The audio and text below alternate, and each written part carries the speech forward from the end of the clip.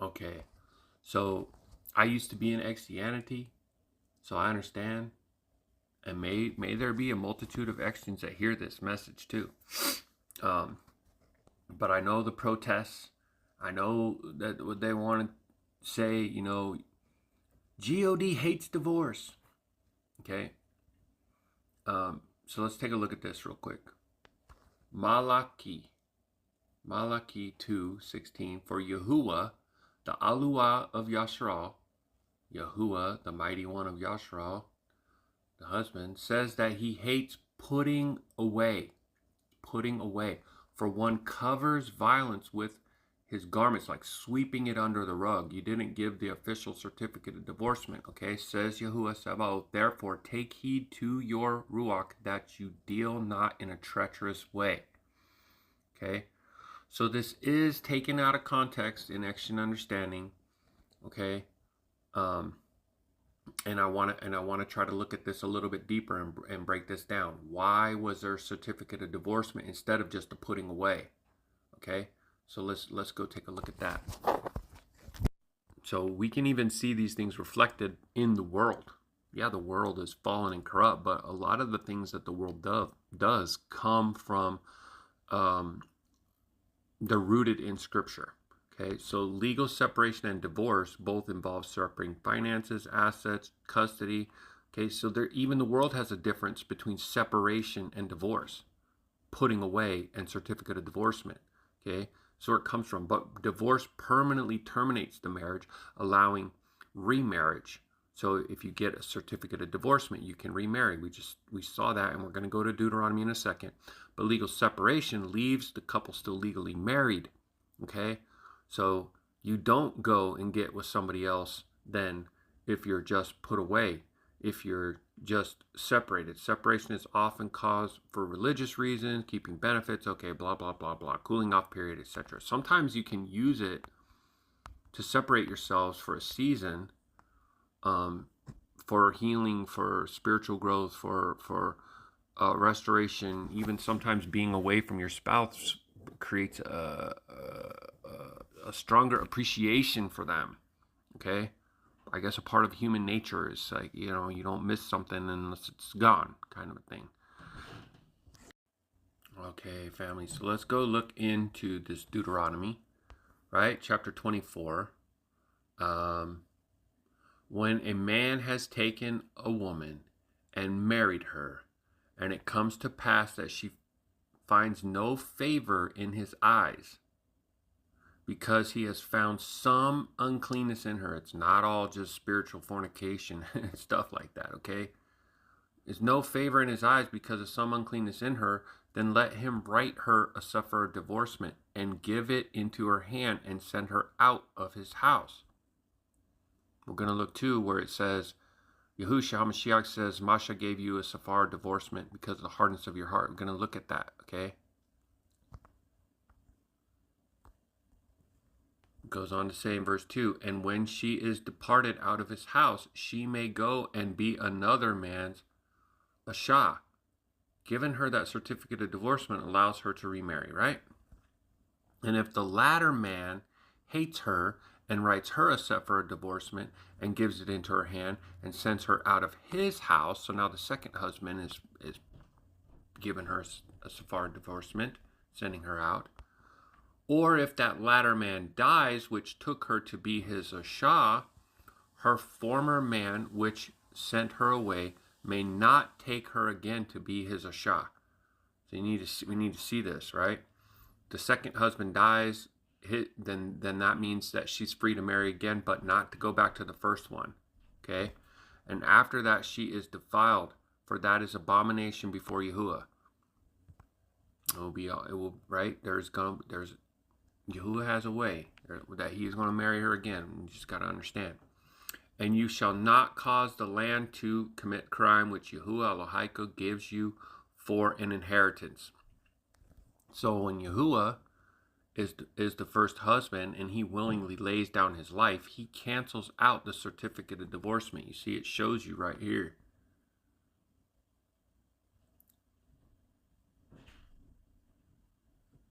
Let me see, where was it? I'm sorry, I meant to go up a little bit farther up here. If the latter husband also finds no favor in her and writes her a sephara divorcement and gives it into her hand and sends her out of the house, or if the latter man dies. Okay, so if he dies, she's free to remarry, or if he gives her a certificate of divorcement, she's free to remarry. Okay, the death cancels out the restriction, cancels it out. Baruk Yahuah. And so these sorts of things cause a lot of confusion and cause a lot of issue. First thing I say to keep in mind is that we're reading English from Greek. The second thing I would say is that the scriptures cannot be broken. And so what we have to have is a deeper understanding. So let's look at some more here. We got chapter 19. Let me move this down. He said unto them, Masha, because of the hardness of your hearts, suffered you to put away your Ashim. Now, so they wrote it like this, but what did we read in Deuteronomy 24? Masha actually gave them the certificate of divorcement, not the putting away. This is, see, they cause a confusion right here. But from the beginning, it was not so. Let me move this up now. And I say unto you, whosoever shall put away his Asha, except it be for fornication, shall marry another, breaks wedlock, and whosoever marries which put away breaks wedlock. So he's talking about, bro, you can't just, if you're just put away, you can't do this. Okay? So you see what the translators did, how they made confusion. They put Slakia. They put away right here, and then they also put it down here. But this isn't what Durah says. In Deuteronomy 24, it said if you give a certificate of divorcement, you can remarry, but if you put away, you can't. So the translators just put this put away, and over here they put certificate of divorcement, right? So they're mixing and matching. They're causing confusion. I'm telling you, I see them do this stuff. Our foundation of our understanding, again, it's line upon line, precept upon precept. We have a law of first, whatever the heck it's called, first reference, first appearance. We have it established in the Torah. Yahusha's not ever giving any instructions that go against Torah. He didn't come to abolish Torah, the instructions, nothing like that. He came to complete that which was promised in the law and the prophets. That's why he said they were talking about me the whole time. Baruk Yahuah, because Yahusha is Yah in the flesh. Okay, I know this video is getting long, so I do want to try to close. As always, like if there's questions, if there's comments, please feel free to email me, to comment below. Share this information, reason together with your brothers and your sisters about these things. And this is how we're to be sharpened and quickened, and especially in these last days. And you know, I can hear the grumblings and the questions like, what? Because it's not what you've been taught. It's not what we have been told, okay? But it's the truth of the scriptures, and we're trying to break out of the lies of religiosity and 501c3 and get all that Christianity poo-poo off of our shoes, okay? I mean, I want to go and show you a very strong scripture, and I really want you to palal about this and have understanding in this, because we just read one that was saying if she has no favor in his eyes. Okay, so let me show you, and because I believe that this has a lot to do with just going against the will of the husband.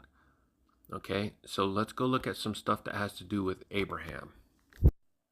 Okay, so I'm going to share some scripture here. Move this down. That comes from the book of Yashar. It's not called Jasher. This is important too, because you see right here, Yashar, it means upright. And so Yashar'Al means the upright people of Elohim, right? So this is going to be chapter 21. We're going to just start in verse 22 and go through to the end. And after some time, Abraham said to his Yasha, Sarah, I will go and see my son, Ishmael, for I have a desire to see him, for I have not seen him for a long time.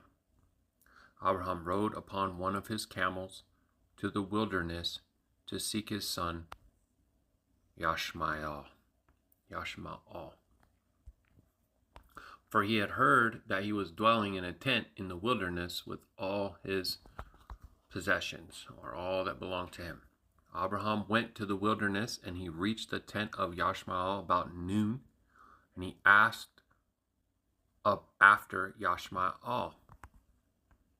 And he found the Yasha of Yashmael sitting in the tent with her children, and Yashmael, her man, and his mother were not with them.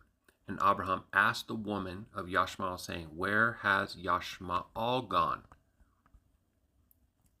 And she said, He has gone to the field to hunt. And Abraham was still mounted upon the camel, for he would not get off of the ground, as he had sworn to his Yasha, Sarah, that he would not get off from the camel. Okay, Baruk Yahuah. He told his wife, and he's sticking to it, right? Abraham said to Yashmael's Yasha, My daughter, give me a little water that I may drink, for I am fatigued from the journey. And Yashmael's Yasha answered and said unto Abraham, We have neither water nor bread. And she continued sitting in the tent and did not notice Abraham, neither did she ask him who he was. Okay, Yashar'Al gives drink and water to Yashar'Al. Like, she's got bread and water, so she's also bearing false witness to Mashpaka, right? And sorry, I'm not sure if I said neither did she ask him who he was. Okay. And she was beating her children in the tent, and she was cursing them. And she also cursed her man, Ishmael. And approaching him, and Abraham heard the words of Ishmael's Yasha to her children, and he was very angry and displeased. She's beating them, she's cursing them, and she's teaching them unclean things about their father, her own husband. Okay? And Abraham called to the woman to come out to him from the tent, and the woman came and stood opposite Abraham, for Abraham was still mounted upon the camel. And Abraham said to Ishmael's Yasha, When your man, Ishmael, returns home, say these words, A very old man from the land of the Palestine came hither to seek you, and thus was his appearance and figure. And I did not ask him who he was. And seeing you were not here, he spoke unto me and said, When Ishmael your man returns, tell him, Thus did the man say, When you come home, put away this nail of the tent which you have placed here, and place another nail in its stead. So Abraham is leaving word to his son, when you get back, you need to get her out. She's got to go. Okay? And you need to get yourself another Yasha. And Abraham finished his instruction to the woman, and turned and went on the camel homeward. And after that, Ishmael came home from the chase, from the hunt, and his mother with him, and returned to the tent. And his Yasha spoke these words to him. A very old man from the land of the Palestine came to seek you, and thus was his appearance and his figure. I did not ask him who he was, and seeing you were not at home, he said to me, When your man comes home, tell him, Thus says the old man, Put away the nail out of the tent which you have placed here, and place another nail in its stead. This is, right, building your house. a very important part of a tent, right? To peg it down, to nail it down. Anyways, Ishmael heard the words of his Yasha, and he knew that it was his father Abraham, and that his Yasha did not esteem him. Right? Okay? So, Father Abraham is leaving instruction for his son to put away this wife for being dishonoring. It's not just what they might say, oh, it's only for fornication. Okay? This is lawlessness or rebellion or witchcraft. Witchcraft is akin to lawlessness. Okay, that's scripture. And Ishmael understood his father's words that he had spoken to his Yasha, and Ishmael hearkened to the voice of his father, and Ishmael cast off that Yasha, and she went away. Okay, let's keep going. And Ishmael afterward went to the land of Canaan, and he took another wife and brought her to his tent, to the place where he then dwelt. Okay. That's interesting. To the land of Canaan. I don't know, was it a Canaanite? No, the land of Canaan used to be the land of Sham, if you really have understanding. So let's see. And after 3 years, Abraham said, I will go again to see my son Ishmael, for I have not seen him for a long time. And he rode upon the camel and went to the wilderness, and he reached the tent of Ishmael about noon or midday. And he asked after Ishmael, and his Yasha came out of the tent, and she said, he is not here, my Adonai. Wow. For he has gone to hunt in the field, and to feed the camels. And the Yasha said, Abraham, turn in, Adonai, into the tent, and eat a morsel of bread, for your soul must be awearied on account of the journey. And Abraham said to her, I will not stop, for I am in haste to continue my journey. Also, remember, he said he told his Yasha he's not going to get down off the camel, right?